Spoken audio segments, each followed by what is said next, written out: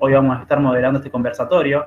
Estábamos muy contentos de que hayan podido sumarse en el día de hoy, en un día tan especial, en la cual vamos a llevar esta charla bajo el contexto y el marco del Día Internacional de la Enfermería. No sé si todos acá saben, pero el 12 de mayo se conmemora el Día Internacional de la Enfermería. Fecha que representa un homenaje a Florence Nightingale, considerada para todas y todos nosotros la madre de la enfermería moderna. Cuando hablamos de enfermería, hablamos de una profesión, hablamos de todo lo que significa. Estudiantes que nos esforzamos todos los días para cumplir nuestros sueños, de formarnos y ser profesionales de la salud. Hablamos de lo que significa para quienes hoy se encuentran en primera línea, en la primera línea de combate contra esta pandemia y con todo lo que conlleva hoy estar en esa posición. Los que dan su máximo esfuerzo, con una vocación y entrega para mejorar y cuidar la salud de nuestro pueblo. Y con ese mismo amor y compromiso también hoy en día, seguimos luchando para ser reconocidos como profesionales de la salud. Bueno, ahora sí lo vamos a presentar a ellos, que son nuestros invitados el día de hoy. Tenemos a Alicia Reynoso, que es una veterana enfermera de la Guerra de Malvinas, y a Saulo Dalmazo, un trabajador de la salud, que nos va a contar el rol del cuidado. Ellos son profesionales de la salud que han brindado cuidados en distintos momentos históricos. Ella, que fue parte de un momento de nuestra historia que siempre quedará grabado en cada uno de nosotros, enfermera en una guerra justa en defensa de nuestra soberanía. Y Saulo, hoy combatiendo la pandemia en primera línea, como muchos y muchas profesionales de la salud. Bueno, la idea es que ellos puedan, en primera instancia, compartir con nosotros y que vayan dejando preguntas que quieran hacerlo en el chat, o de última lo podemos preguntar cuando finalice su exposición, así no los interrumpimos y podemos disfrutar todos de la charla. Y bueno, ahora sin más lo dejamos a ustedes con la palabra. Muchas gracias nuevamente por ser parte de nuestro panel el día de hoy.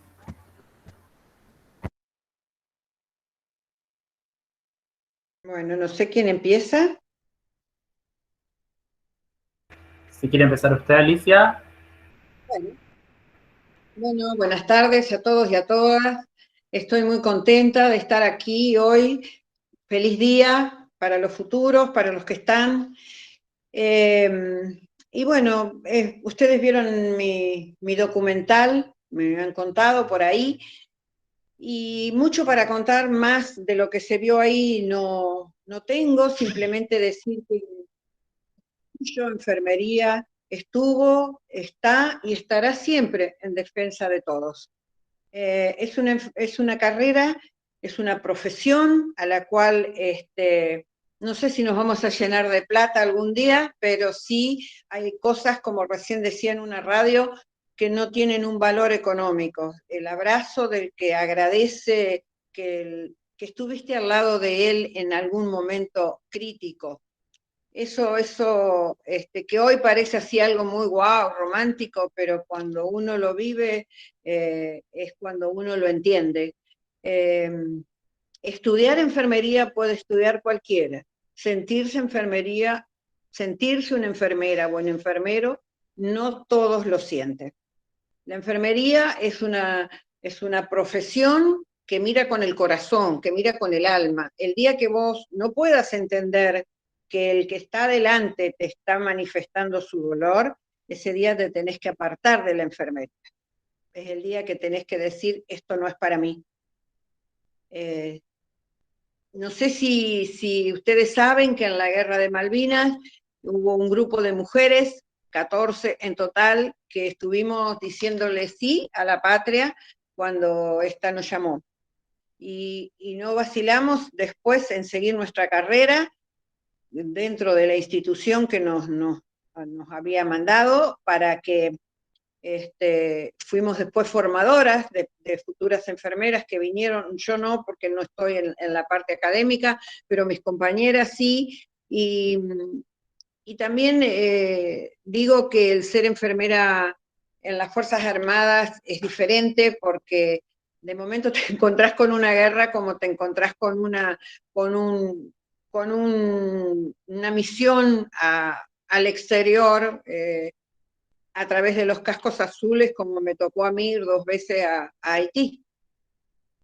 Es una maravilla esta profesión que te permite hacer todo esto.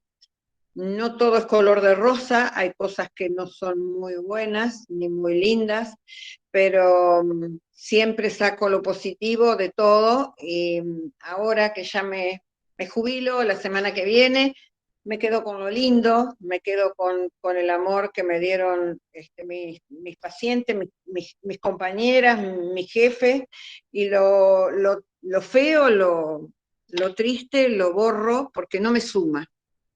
Y en la vida se trata de sumar y no de restar.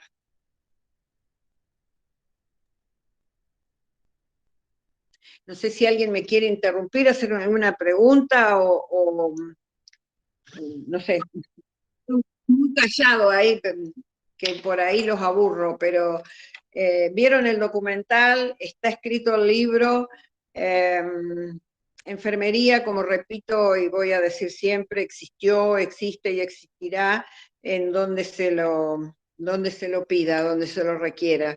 Uno no se jubila de enfermera, siempre pasa a ser la enfermera del barrio, la enfermera del edificio, a cuál van a llamar o siempre van a ir a pedir una opinión, una ayuda. Es una bella profesión, lástima que en muchos lugares no la reconozcan como tal, para eso estamos luchando todos, para que se las reconozca, y tener de una vez por todos sueldos dignos, que es lo que corresponde, para que la enfermera o el enfermero tenga un trabajo y pueda disfrutar de la familia, porque muchas de nosotros, ya los viejos que nos estamos yendo, hemos tenido que tener hasta 4 o más trabajos a veces para poder solventar la familia y hemos perdido etapas de nuestra familia que no las recuperamos más. Ojalá quienes tienen en sus manos en estos momentos el poder de decisión sobre la valoración de la carrera de enfermería y lo puedan hacer para que esta pandemia, que si bien es cierto se está llevando muchos colegas, quede de manifiesto quién es la enfermería, por qué decimos que la enfermería es el corazón de todo, y tomen las medidas que sean necesarias y coloquen a la enfermería en el lugar que tendrían que haber colocado siempre. Yo hace 20 y pico de años que estoy litigando para que se me reconozca como veterana de guerra y recién ahora, el viernes, salió el fallo favorable. No puede pasar esto, no puede pasar esto, es increíble, pero bueno, yo siempre digo que la justicia que viene en vida es justicia y la que viene cuando ya no estamos en este plano ya no es justicia, no estamos hablando de justicia, estamos hablando de injusticia.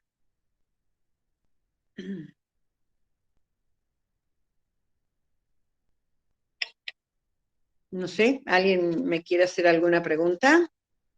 Sí, yo puedo preguntar. Sí, dale. Hola, bueno. Yo estoy en segundo año de enfermería y bueno, me gusta escuchar muchas cosas así de las personas que han ayudado y bueno, yo creo que enfermería es una vocación, ¿no? Es sentirlo. Eh, Así que bueno, me gustaría saber por cómo te uniste a la guerra, o sea, cómo participaste como enfermera en la guerra de Malvinas, creo que estuve leyendo. Sí, en la guerra de Malvinas. Bueno, nosotras las enfermeras, otra vez la historia de las enfermeras, fuimos las pioneras en ingresar a los establecimientos militares. Yo soy la primera promoción de mujeres militares que en el año 1980 ingresamos como personal militar, ya nos habíamos recibido, yo estudié en la Escuela Superior de Enfermería de Santa Fe, y había ido a Buenos Aires a cumplir una suplencia de una amiga que se tenía que ir y quedé definitivamente, después vi la propaganda en la tele, ingresé y conformando así la primera promoción de mujeres con estado militar. 2 años después nos sorprendió la guerra y como personal militar que éramos nos ordenaron marchar para allá y así lo hicimos con nuestro hospital reubicable, ese que ustedes ven ahora en la tele, que está por todos lados ayudando, bueno, algo parecido a ese, que está al lado del hospital de Pompeya en Buenos Aires, en el Hospital Aeronáutico Central. Así pude decirle sí a la patria cuando me llamó en el 82. Y después de ahí seguimos todas con la carrera como habíamos ingresado y enfermería escabulló, se disolvió en el aire, porque nos engañaron, perdón, no es la palabra engañar, nos olvidaron, nos ningunearon, y nos trataron de borrar de la historia, pero nosotras pudimos saltar todas esas cosas feas que nos ponían, esas piedras en el camino, y hoy podemos decir, al menos yo, y ahora se abrirá una puerta grande para mis 12 compañeras que quedan, que sí, que somos veteranas de guerra, reconocidas por el Congreso de la Nación, por la Ley 23118, y ahora lo hace ver a la justicia.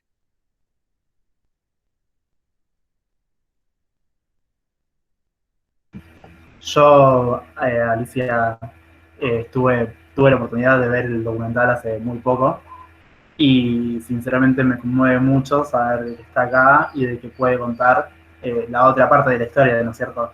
O sea, una parte de la historia que, o sea, yo en mi parte no la conocía porque no se difundió tanto como se han difundido un montón de otras cosas. O sea, estaba muy lindo y en serio me llena el alma saber de que está acá y más que nada hacer esa voz, ¿no? De tantas enfermeras que estuvieron en esa época en primera línea, ¿no? De tener tremenda tarea y pasar por tantas cosas en un contexto histórico bastante crudo, bastante machista, por no decirlo de otra manera, y que estén ahí, que lo den todo, y me imagino todo lo que habrán pasado. Sinceramente me gustó mucho poder escucharte y poder compartir esta charla con vos. Gracias, Facu. Sí, ese documental lo hicimos a pulmón, nos contactamos una vez yo había ido a presentar mi libro a la Feria del Libro y me contacté con el director, que es Federico Strifeso, y empezó a seguirnos todo lo que hacíamos, se interesó, él es nacido en el año 83, nada que ver, le habían contado también una historia en los colegios totalmente diferente, totalmente patriarcal, y bueno, él se comprometió con nosotros, consiguió los fondos del INCA, que no eran suficientes, así que tuvimos que recurrir a otras personalidades, senadores del sur, que nos ayudaron, y pudimos hacer con él este documental que, bueno, afortunadamente este año lo estrenamos acá en la Argentina, lo estrenamos en Comodoro Rivadavia, pero ya había sido estrenado afuera, en Europa, en los festivales de cines de Trieste, en Italia y en Uruguay. Así que como enfermera me llena de orgullo haber puesto la enfermería en el lugar que tendría que haber estado siempre, y que un grupo de chistosos trató de borrar de la historia. Nada más y nada menos que de las enfermeras, mujeres, porque los enfermeros hombres que estaban al lado nuestros, jamás se les olvidó de la historia y jamás se les dijo que no. En cambio a nosotros se nos negaron todos los derechos.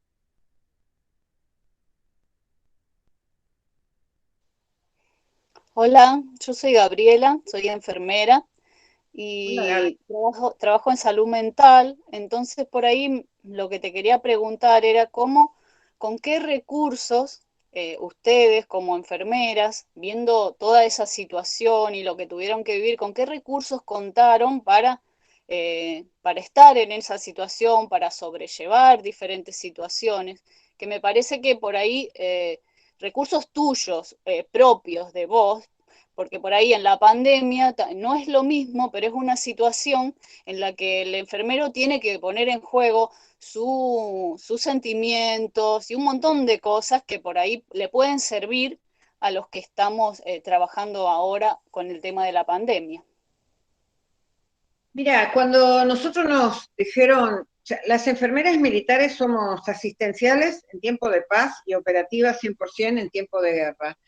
Así que cuando nos dijeron vayan o tienen que ir, en ningún momento dijimos, no teníamos la oportunidad tampoco de decir, no quiero, tengo miedo. En algún momento se nos escapó alguna lágrima, que fuimos bastante llamadas de atención por querer flaquear. Así que es como que nos pusimos una coraza, ¿sí? Una coraza del que no nos va a llegar nada, pero a su vez nos llegaba todo, pero en ese momento teníamos que mostrar una fortaleza que no la teníamos 23 años una fortaleza que no sabemos de dónde salió. Yo, que soy católica, puedo decir que me aferré a la fe y a pedirle a la Virgen de Loreto, la patrona de la Fuerza Aérea, que nos ayude, que nos proteja y que nos dé la fortaleza para fortalecer al otro, fortalecer a nuestros compañeros, fortalecernos nosotras. No sé de dónde salió, no lo habíamos estudiado en ninguna facultad. Siempre digo que nos habíamos preparado para curar las heridas del cuerpo, pero tuvimos que improvisar, curar las heridas del alma, que no te lo enseñan en ninguna facultad, no te lo enseñan en ningún curso, pero que lo sacamos de donde pudimos y lo dimos de la manera mejor que pudimos darlo. Hoy por hoy, a casi 40 años, nos encontramos o esas personas que pasaron por ahí y nos abrazan, nos besan, nos dicen gracias, porque me trajiste de allá, me llevaste para acá, me retaste en tal momento, porque bueno, por ahí éramos 5 jovencitas y ellos un montón y nos decían cosas impropias, entonces teníamos que sacar algo de que, bueno, para frenar un poco, pero lo hicimos. Después cada uno volvió a su trabajo, cada uno siguió trabajando, cada una de nosotras se casó, formó su familia, y no podíamos hablar, porque primero nos habían dado la orden de hablar y después ya uno mismo se va encerrando y guardando eso feo en una parte del disco rígido hasta que en algún momento explota. A mí me explotó en el 2009,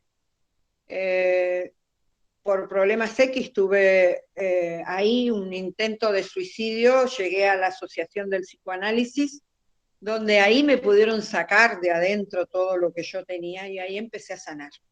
Cuando cuento lo de adentro, cuando cuento, yo antes no podía hablar de esto porque empezaba a hablar y lloraba.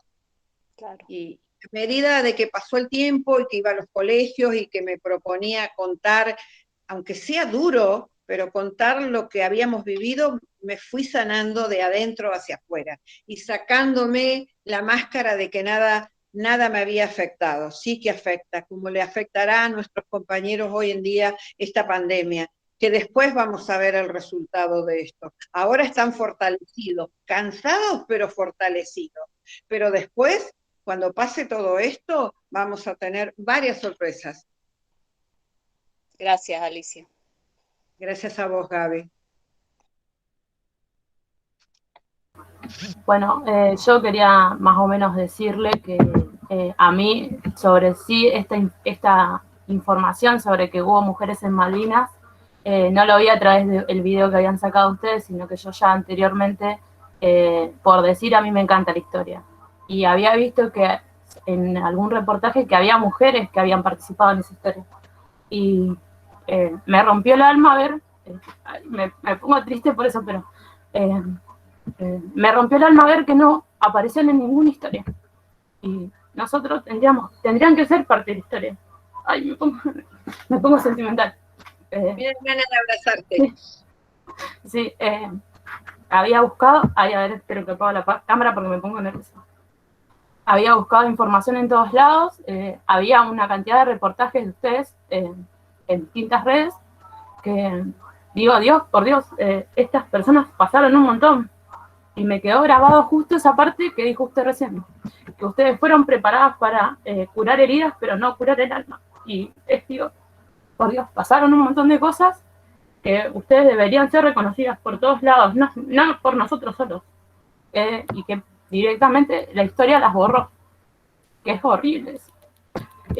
Y tratamos de estar visibilizándolo en todos lados, en estos momentos de la situación de pandemia. Solo eso. Primero me dan ganas de abrazarte, secarte esas lágrimas, lloremos juntas, porque yo soy bastante llorona también, pero yo siempre digo que, a ver, si bien es cierto, bueno, este juicio sale a la palestra ahora, nosotros nos sentimos muy, muy acompañadas desde que empezamos a hablar, ya sea por los estudiantes, por los periodistas, por las mujeres, por algunos hombres.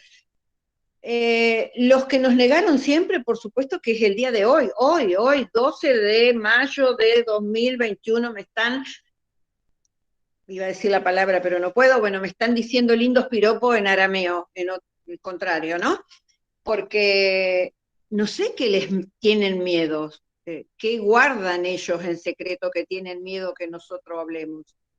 O sea, falsa moral hay en todos lados y las hubo en todos lados y también la hubo en la guerra de Malvinas. Pero yo vuelvo a repetir, de lo malo no me acuerdo, como dice por ahí un videíto, yo me quiero acordar siempre de lo bueno, porque a esta altura de mi vida, a los 65 años, cuando yo ya me estoy yendo, el haber siempre recordado lo bueno hace que yo hoy acá esté en pie, luchando y disfrutando por ahí este fallo que tendría que haber, ni siquiera tendría que haber estado. Pero como siempre las mujeres tenemos que dar testimonio hasta de el maquillaje que usamos, que por qué se pintaban en la guerra. ¿Sabés por qué nos pintábamos en la guerra, flaco? Porque teníamos que demostrar fortaleza, y las lágrimas que llorábamos atrás de un coso, las disimulábamos con el rímel o con la pintura. Pero están a veces tan chiquito el nivel de pensar que no lo piensan. Entonces, nada, yo creo que el reconocimiento de la gente y de ustedes, los jóvenes, va a hacer que nosotros no seamos olvidadas y que esa invisibilidad que hubo durante tantos años por estos militares que trataron de callarnos la boca, nunca más a nadie le pongan un bozal para que no pueda decir mal o bien las cosas, pero decir su verdad. En esta democracia que estamos viviendo, que está tan arraigada y tan defendida, ¿saben por qué? Porque los cimientos están hechos con la cantidad de personas que murieron en ese momento difícil que estuvo la Argentina, en esa dictadura difícil que tuvo la Argentina, y también por los soldados que murieron en Malvinas, 649, ni menos ni más. Y que hoy en día hay muchos que se quieren armar de esa guerra para hacer un partido político, o como le decimos nosotros en la jerga, un kiosquito. Esto es historia. Y a veces la mujer siempre estaba, nos recordaban como, por supuesto, la madre que dio el hijo a la patria, sí, por supuesto, chapó, que la voy a defender. La esposa que iba a ayudar al piloto ante una misión al sur, también la voy a defender. Pero ¿sabés qué pasa? Yo no era esa mujer. Yo era la mujer que estaba con vos codo a codo, trasladando los heridos, corriendo al refugio cuando nos decían que teníamos que escondernos. No era la mujer, sigamos decir, adorno, pero tampoco soy la mujer alfombra para que nos sigan pisando. Enfermería se ha despertado, chicos, en el mundo se ha despertado, y en ustedes está que no nos sigan pisando.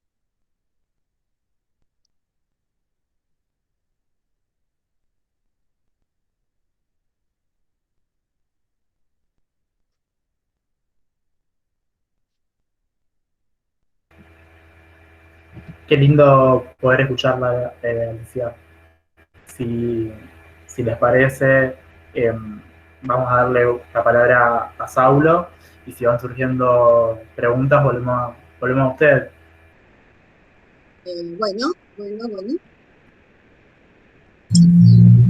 Saulo. Hola a todos. ¿Se escucha bien? Sí. Bueno, te abrazo fuerte, Alicia. Qué fuerte todo lo que contaste, así yo quedé ahí como, bueno, una ya está sensible y escucharte es como que mueve más cosas, así que bueno, capaz que surjan lágrimas, pero bueno, está bien llorar, así que si surge lloraremos. Quería arrancar antes haciendo una pregunta, que es, ¿dónde está Tehuel? La mayoría debe saber que ayer se cumplieron 2 meses de la desaparición de Tehuel de la Torre. Es un varón trans de 21 años del sur de la provincia de Buenos Aires, y estamos exigiendo que se continúe con la investigación, y estamos exigiendo que se aplique. Tehuel estaba yendo a buscar un trabajo, y esto muestra la situación de vulnerabilidad que existe hoy en día en las personas travestis trans para acceder a un trabajo, así que necesitamos que se implemente de forma efectiva el cupo laboral travesti trans en todo el país. Quería arrancar diciendo eso. Bueno, gracias por la invitación. yo estoy muy cansada, así que es como, pero eso forma parte del agotamiento y el cansancio forma parte de lo que representa para nosotros trabajar hoy en día en la pandemia, así que no es desde el lugar de la victimización, pero quería como compartirlo. En otro momento yo tendría como unos apuntes mucho más concisos y ahora tal vez divague un poco, les pido disculpas por eso, porque si bien estoy cansada, soy charleta y hablo muy rápido, así que no se asusten. Pensando en qué compartir en torno a la pandemia, se me ocurría por un lado recuperar los aportes previos a la pandemia que veníamos haciéndole desde algunos sectores a la profesión, luego pensar otra instancia que sería el inicio de la pandemia en el 2020, y luego llegar a esto que podríamos llamar un segundo tiempo en el 2021. Para arrancar en ese tiempo prepandémico, algunas de las cuestiones que ya fueron surgiendo, que veníamos tratando de interpelar a la profesión, tenían que ver con poder tomar los aportes de los feminismos, poder analizar las cuestiones de género en la profesión, algo que ahora ya no cuesta tanto, pero que en su momento incomodaba mucho, pero que tenía mucho que ver con esto de analizar el rol en cuanto a la abnegación y en cuanto a la cuestión vocacional como llamado divino, y en cuanto al altruismo, esto de que tiene que ver con hacerle bien a otra persona sin pensar incluso en el bien propio. También poder pensar cuáles son las cuestiones estructurales que nos dividen, porque, y acá a mí me gusta siempre que podamos entender que para poder seguir para adelante y no construir sobre barro, tenemos que aprender a poder debatir sobre aquello que nos incomoda. Y en esos términos me parece que tenemos que ver todo lo que nos divide, digamos, porque sabemos que hay muchas picas entre la gente que trabaja en el público, la que trabaja en el privado, quienes estudiaron en un lugar, estudiaron en otro, quienes tienen un título, quienes tienen otro título, quienes están en un lugar jerárquico, quienes están en lo que llamamos el asistencial directo. Tenemos pujas en cuanto a las nacionalidades, porque hay muchísimos escenarios de discriminación en torno a eso, y eso también hay que ponerlo sobre la mesa. Y en cuanto a esto, lo que a mí me parece interesante siempre pensar es, bueno, ¿cuáles son las condiciones estructurales que hacen que estemos divididos? Porque hay un sistema al que le conviene que no podamos unirnos y colectivizarnos. Y entonces ahí siempre está la invitación a que podamos tomar los aportes de los feminismos y tejer una suerte de sororidad. Esto de poder reconocer esas dificultades sistemáticas y distancias sistemáticas y después poder generar algún tipo de alianza. Luego también venían otros aportes que tienen que ver con poder salir de la queja, digamos, ahí tomo los aportes de Fernando Ulloa, un psicoanalista. En enfermería siempre estamos permanentemente quejándonos, pero bueno, lo que plantea Ulloa es esto de que, bueno, es como una queja que es como una reverberación, como un murmullo, que no alcanza a ser un grito para convertirlo en una lucha. Entonces, bueno, gran parte del desafío prepandémico también venía siendo pensar eso. Luego poder historizar también para ver qué restos tenemos de nuestra historia que nos hacen estar donde estamos hoy. Sobre todo a mí me interesa ver en qué momento, y hay también algo que hay que plantear que incomoda mucho, que es el complejo de inferioridad con las médicas, y cómo lo intentamos saldar profesionalmente, apegándonos y abrazándonos a la ciencia. Y ahí el problema no es la ciencia, el problema es la relación que establecemos con lo científico, y en ese apego las distancias que tomamos del cuidado y sobre todo de la comunidad. Luego también poder pensar qué pasa en esto, sobre todo aprovechando que hay estudiantes, qué pasa entre el espacio de formación y el mundo laboral. Pareciera que siempre cuando nos están formando nos plantean un universo en el que somos seres puros, digamos, y castos, y luego vamos a pasar al mundo laboral, y ahí parece que nos pervierten y nos convertimos en algo horripilante. Entonces ahí también está siempre ver la invitación de, bueno, ¿qué pasa entonces? ¿De qué manera hay algo que la formación no está tomando para que lleguemos a esa instancia? Y lo más duro es pensar de qué forma nuestra formación misma, perdón por la redundancia, forma parte de esa opresión que luego vamos a tener. Pero bueno, venían dándose, como comentaba Alicia, venían dándose luchas interesantes en nuestro país en torno a la profesionalización, el reconocimiento profesional, y en Santa Fe también en cuanto al artículo 25 de la ley 12.501, que tiene que ver con el reconocimiento de tareas de alto riesgo.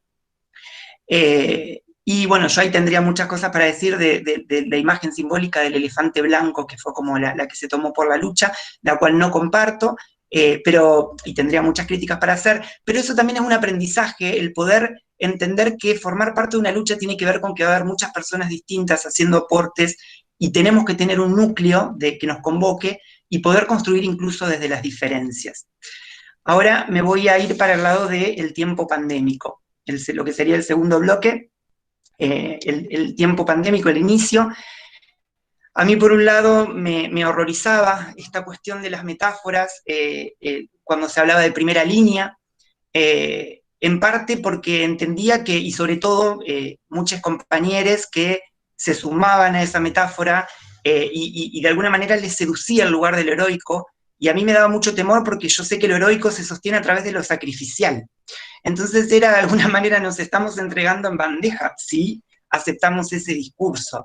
Y después también pensaba, retomando Malvinas, digamos, un cuento de Carlos Gardini, es un escritor argentino, que escribió un cuento que se llama Primera Línea, es un cuento que no está reconocido en términos literarios como uno de los primeros cuentos sobre Malvinas, incluso a nivel internacional no está reconocido como dentro del género del cyberpunk, dentro de la ciencia ficción, que plantea esto de, bueno, personas que se las manda a la guerra, de alguna manera cuando se van averiando, se las va convirtiendo en máquinas para volver a mandar y volver a mandar y volver a mandar, y qué pasa cuando la guerra termina. Y de alguna manera esto de la primera línea, bueno, yo era como una necesidad de huir de esa metáfora y un poco el horror de que aceptáramos eso. Por otro lado, la lucha contra lo invisible, o sea, ahí tenemos aportes de Susan Sontag, digamos, en cuanto a lo que se conoce como la crisis del SIDA y las metáforas sobre cáncer. De alguna manera no podemos luchar contra lo invisible. Sabemos que si yo voy a luchar contra un virus que está dentro del cuerpo de una persona, indefectiblemente lo que estoy haciendo es luchar contra esa persona y poniendo a esa persona en el lugar de contrincante. Entonces también la cuestión de lucha a mí me hacía muchísimo ruido y me daba muchísimo temor. Por otro lado también me resultó del orden del horror ver como este modelo médico-biologicista, que siempre dábamos como un paradigma viejo, y que en mi caso siempre vine como ahí denunciando que sus sombras seguían estando presentes, de alguna manera ese modelo médico-biologicista se empezó a reafirmar, porque nuevamente eran las voces de las ciencias de la salud las que te decían qué tenés que hacer, cómo lo tenés que hacer, cuándo lo tenés que hacer, y nuevamente ahí, bueno, ¿dónde queda la comunidad? ¿Qué pasaba del otro lado, digamos? Y sobre todo la comunidad misma demandando ese rol. Entonces se reafirmó un poco ese modelo. Por otro lado, se reafirmó la confianza ciega en la ciencia, eso sucedió, y por otro lado salían un montón de comunicaciones que tenían que ver con el miedo. Esto bueno, ¿cómo logramos que la gente se cuide? Bueno, hagámosles tener miedo a la gente. Y eso tiene consecuencias, y yo no voy a decir que todas las consecuencias que han habido en cuanto a escenas de violencia en torno a profesionales de la salud vienen de ahí, pero gran parte tiene que ver. Si yo le hago sentir a la gente que si sale a la calle sale a buscar el virus, de alguna manera el contrasentido de esto es que si vos después te contagiás y vos te la buscaste, digamos. Entonces se generan ahí muchos sentidos, y sobre todo, ya sabemos, colectivamente respondemos al miedo con furia y enojo. No encontramos otras maneras que sean más del orden de la ternura. Así que, y bueno, ahora ya yendo más a lo concreto de lo que significó trabajar laboralmente, fue empezar a trabajar en la incertidumbre, o sea, para menor desgracia esto empezó a pasar en otros lugares, entonces teníamos como un poco esto de poder ir viendo lo que estaba sucediendo, pero sabiendo que era algo que lo íbamos a ir conociendo en el mientras tanto, entonces había un miedo personal. Por otro lado, ya veníamos con reclamos de falta de personal, entonces fue como que, bueno, veíamos que se venía esto más complicado, más duro se iba a hacer trabajar en esas condiciones con poco personal. Y acá hay algo que decir que nunca se va a reconocer, que es que la mayoría de los servicios los reestructuró enfermería, o sea, enfermería fue quien tomó lo que había y empezó a pensar cómo trabajar con los materiales que había, porque incluso no se nos incluyó dentro de la mayoría de los comités de crisis en los sectores de salud. En la mayoría de los protocolos que se hacían, lo que pasaba era gente trabajando en lugares de gestión pensando que era lo mejor para que trabajáramos con esa distancia, digamos. Quienes veíamos esos protocolos lo que decíamos es, no, esto no es operativo. Entonces ahí también hay una crítica de bueno, ¿qué pasa con enfermería? Que parecería que a nivel nacional no estaría teniendo un lugar, una voz de participación en estos comités. Por otro lado, bueno, lo duro que fue la cuestión del aislamiento. A mí, en términos de aislamiento, fueron muchos meses de no ver a nadie, o sea, de la casa al trabajo, del trabajo a la casa, y la mayoría, quienes tenían familiares de riesgo, incluso, ver las cuestiones colectivas de cómo proteger a sus familiares. Y luego lo que empezó a pasar fue esto de empezar a tener que trabajar con poco personal, con materiales que no siempre eran los mejores, teniendo que sostener una lucha, digamos, porque fue como un doble trabajo. Además de trabajar, teníamos que luchar para obtener las condiciones laborales, porque también algo que empezó a pasar es que nos sacaban la carta de la pandemia. O sea, frente a cualquier cosa que vos pudieras plantear como reclamo era, estamos en pandemia. Entonces parecía que esa carta de la pandemia hacía que todo vale, digamos, que todo valiera, y entonces fue como muy duro, e incluso al interior nos pasaba que había muchos compañeros que nos decían, uy, pero si empezamos a hacer, digamos, a socializar las condiciones en las que estamos trabajando, la población se va a asustar, o sentían que ir en contra de la salud pública, empezar a luchar por eso, hasta que obviamente la cosa se fue volviendo cada vez más dura, y bueno, y fuimos entendiendo de que era necesario sostener esa lucha. A su vez, aumentaron las demandas personales, digamos, porque quienes trabajamos en salud permanentemente tenemos llamadas de todo el mundo que nos preguntan, tengo síntomas, ¿qué hago? ¿A dónde voy? Entonces eso también fue un plus dentro del trabajo. En los medios de comunicación, como ustedes pueden seguir viendo, solamente hablan médicos, alguna que otra médica. A mí, yo me negué muchísimo el año pasado cuando me contactaban de medios de comunicación, porque solamente nos llamaban para hablar de el dato de color, digamos, o para hacer un espectáculo de nuestro sufrimiento, y parecería que enfermería no tenía una postura política sobre la pandemia, digamos, solamente la parte médica podía hablar. Y luego fue muy duro tener que cuidarnos entre nosotros, digamos, cuidarnos, cuidar a compañeros, acompañar a su familia, perder esos compañeros, digamos, eso fue muy duro. Y bueno, todo esto de alguna manera habilita algo del orden de lo traumático y algo que todavía no pudimos resolver, porque ese trauma, de alguna manera, no lo pudimos resolver porque estamos ahora en la segunda ola. Digamos, hay todo un proceso colectivo que no hemos podido sostener, porque a su vez se han generado como dos realidades. Parecería que hay como una realidad que vivimos quienes trabajamos en salud y hay otra realidad que vive el resto de la población. A mí me pasaba, sobre todo acá en Rosario, en octubre, cuando las cosas se pusieron más tranquilas, entre comillas, bajaron los casos, que me mandaban mensajes las amistades diciendo, bueno, ¿cómo te trata el tiempo post-pandémico? Y para mí era no, esto no pasó.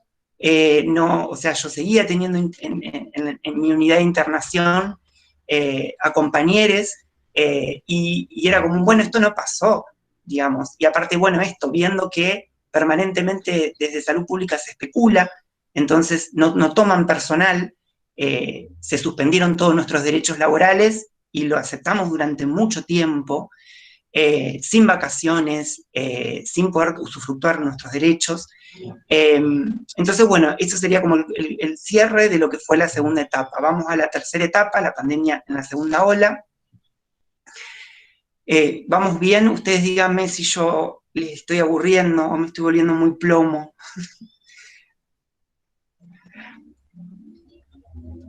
¿Continúo? Sí, perfecto. Sí, sí. Bueno. Y en la segunda ola llega como una instancia en la cual algo que me parece a mí muy loco, que yo Sí, vengo... Sauti. Gracias Facundo. Es muy importante también visibilizar esto. Algo que empieza a pasar, que a mí me empieza a pasar es, uy, qué loco, porque fueron muchos meses de tratar de alguna manera de huir de la metáfora de la primera línea, y sin embargo parece que la primera línea se está haciendo carne, o sea, parecería que performáticamente esa metáfora hoy en día se está haciendo carne. Entonces lo que sucede es que estamos muy cansadas, estamos muy agotadas, la gente que se suma, digamos, gente que se acaba de formar y empieza a trabajar, están en instancias de monotributo, para que ustedes, la mayoría tiene doble empleo, para que ustedes se den una idea, tienen que cada 3 meses pagar el timbrado de su propio contrato, tienen que pagarse 2 seguros de salud, y y a su vez nos sigue faltando personal, y nuevamente nos encontramos en la puja de que yo por ejemplo estoy a la espera la semana que viene de poder tomarme 7 días de licencia que me restan del año 2019, posiblemente me los van a suspender. Mientras tanto van aumentando las licencias psiquiátricas. Por otro lado, se toma esta cuestión de que ya quienes se vacunaron ya tienen que volver a incorporarse al ámbito laboral, con todo el temor que eso suscita, digamos, hay mucha gente empezando a trabajar con mucho miedo, y parecería que hay que naturalizar. Y yo en ese sentido me niego a naturalizar porque yo tengo en claro el cuidado que yo quiero ofrecer, y a mí me da muchísimo miedo que estamos naturalizando mucho esto que está sucediendo, y el costo, como decía Alicia, a largo plazo, el costo va a ser muy fuerte e intenso en cómo vamos a sostener el cuidado en este momento, pero ni que pensar lo que va a ser a largo plazo, porque yo siento que hay mucha gente, y me incluyo, que nos estamos quemando. Esa es la situación, la sensación. Nos estamos quemando, digamos. Entonces se hace muy duro sostener el cuidado ahora, y se va a hacer muy duro poder pensar el cuidado a futuro. Disculpen. Bueno, ¿qué es lo que encontramos en esta segunda ola? Encontramos que pasamos de los aplausos, a vos estudiaste esto, vos elegiste esto, de alguna manera parecería que es como bueno, vos te la buscaste, y entonces hay que empezar a hacerle sentir a la profesión de que sí, yo estudié esto, a mí me encanta el cuidado, yo elegí el cuidado porque me da muchísimo placer la interacción humana, lo que sucede en una instancia de cuidado, pero el trato era otro. Digamos, las condiciones no eran estas y no iban a ser estas, y se hace muy difícil sostener esto. Por otro lado, la vacuna nos está dando muchísima más seguridad en el ámbito laboral, pero por otro lado, el sistema de salud sigue mutando. Para que se den una idea, yo trabajaba en una coronaria, esa coronaria se transformó en una terapia intensiva. Hace un par de días tuvimos que agregar 2 camas. Esto que suena como muy rápido, ustedes saben lo que implica en términos humanos. El personal seguimos siendo el mismo. Deberíamos ser 5 personas, a veces somos 4. De mes para adelante, en este mes, vamos a ser 3 incluso, en algunas guardias. Entonces, se está haciendo como muy difícil.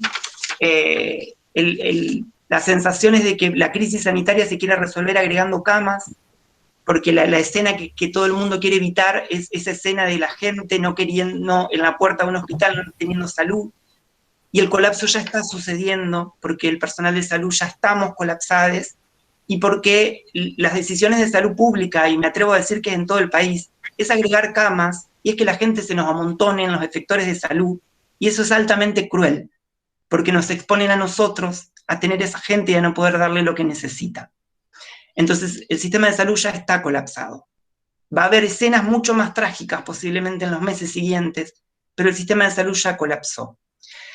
Sin embargo, aumentó la inscripción en enfermería, en el estudio. Eso fue algo muy raro. Yo digo, ¿quién va a querer estudiar enfermería con estas condiciones? Y sin embargo, aumenta la inscripción, pero esto lo que demuestra es la necesidad de trabajo de la gente. Y la necesidad de trabajo que hace que la gente incluso no tenga temor a exponer su salud para poder tener un trabajo. Y eso es durísimo.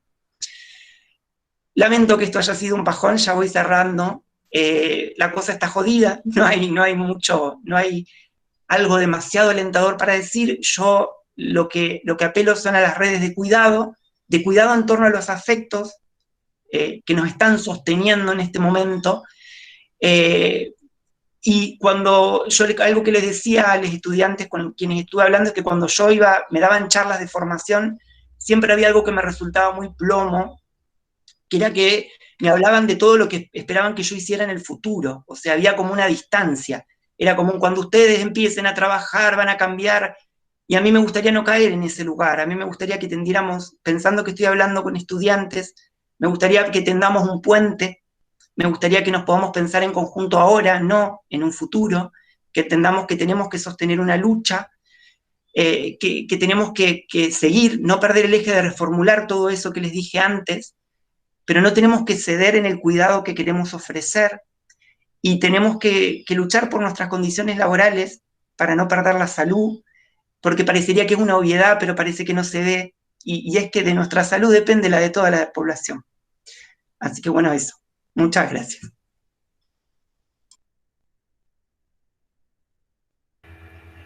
Gracias a vos por sumarte y por hacer visible varias cosas que en los medios no lo hacen y que solamente visibilizan una parte de las cosas cuando realmente lo que está pasando no lo están diciendo.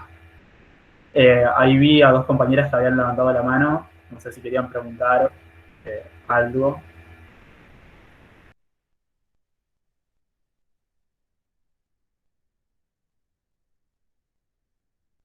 Mariela y Gisela.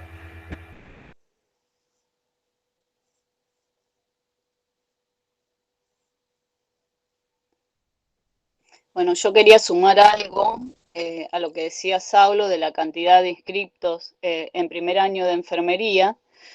Más allá de lo que él dice, de que es una salida laboral, que siempre enfermería fue una salida laboral rápida, hubo muchas dificultades en este primer año 2020 para cursar la carrera virtualmente. Primero porque como facultad no estábamos preparados y porque las condiciones de los estudiantes para acceder a una formación virtual no todos la tenían, no se pudo sostener, fue bastante desorganizado, entonces dificultó, hubo mucha gente que se quedó en el camino, muchísimos, de esos no sé si 1000 que se habían anotado, no sé cuántos se habían anotado, pero quedaron como mucho 300 en cada una de las asignaturas, porque fueron quedando en el camino, porque la pandemia además afectó al que se había anotado para estudiar una carrera en forma presencial y no tenía las condiciones para seguirlas en forma virtual.